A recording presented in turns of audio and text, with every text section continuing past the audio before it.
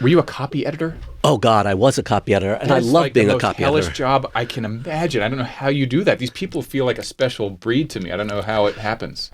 I appreciate that. I'm going to take that as a compliment. Yeah. Really, I mean, it's like a focus and a tenacity or something, because so the audience knows a copy editor goes through line by line, down to grammar, typos, enough spaces or too many, too few between words, all the tabbing, plus, it has to, making sure the logic flows. Mm-hmm.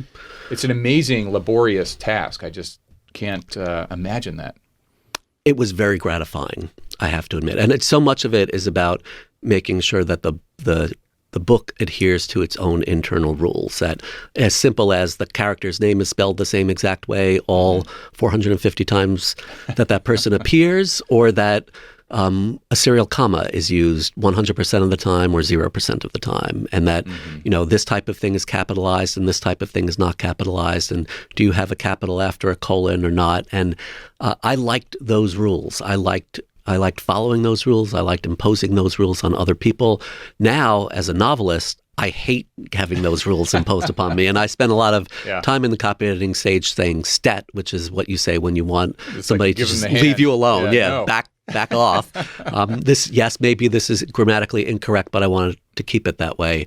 Copy editing was a very revelatory experience for me, not just because of the copy editing, but because what it forced me to read that I would otherwise not read. It was my job to work on basically every book that Doubleday published in a given year. And that was somewhere like 120 new books a year.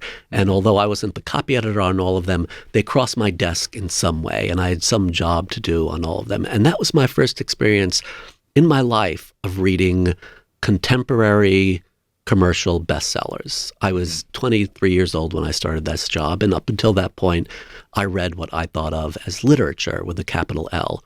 And now it was my job to read everything, including things that were crassly commercial and horrible, including cookbooks, which I'd never read, obviously, before, including business books, including books about equestrian life, including books edited by the person at the end of the hall who was Jaqueline Onassis, which was its own type of education.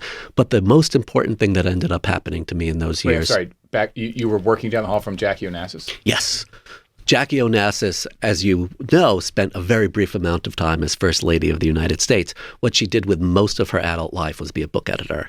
And the last job she had was as an editor at Doubleday, which is where I worked. And what kind of books was she acquiring and editing? She did nonfiction almost entirely, and a lot of it was arts focused. Did she walk in the office with the big glasses and the whole bit? She did. Yes, she did not work. What year was this when you were working there? This was the early to mid 90s. And she didn't work. She didn't work 40 hours a week, 50 weeks a year. As I recall, 2 hours a week, a couple weeks a year. No, I think she didn't work. I think she didn't come to the office on Fridays or in the summer. Yeah. But it was so affirming. Who did she edit that we might know?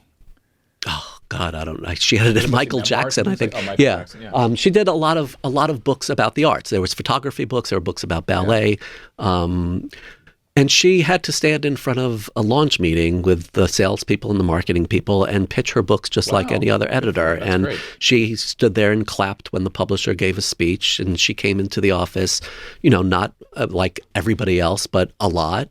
She went out to lunch with agents. She did that job, and she did it for a long time, too. I had no idea about that phase of her career. Yes. And it was hugely important to me, actually, that she was there, and to a lot of young people. There were a lot of us in publishing in those days, and now and ever, I guess. It's a very low-paying field. I was just going to say, to go from college into publishing, it's for the love, because it's not for the money. Well, some people do it when they don't need the money. Right, there's some trust fund folks in there. Right, but then the people who do need the money can't survive on the publishing salary, and everybody who was young went in my office with me who didn't have extra money from somewhere else, had extra jobs. And I continued to freelance copy edit my entire time. People were babysitters. People folded shirts at Banana Republic. A lot of people worked in bookstores on weekends. People did a lot of work. While meanwhile, people we'd gone to college with 2 years earlier who had entry-level jobs in investment banking, people who knew just as nothing as we knew, were making 4 or 5 times as much as we were and eating sushi every night while we were getting rice and beans from a street cart and folding shirts at Banana Republic. And what was so great about having Jackie Onassis there is everybody knew that she could have been doing anything. Yeah. There was no leisure activity that was not open to her. And what she chose to do with most of her life was do this thing that we were doing. Mm-hmm. And the fact that she was basically volunteering to do this, I mean, her salary, I don't know what it was, but it didn't matter. Yeah. That this is what she was doing, even though she didn't have to, made it so much better for the rest of us She who also needed loved to. it. She loved being there as... Yeah. Yeah.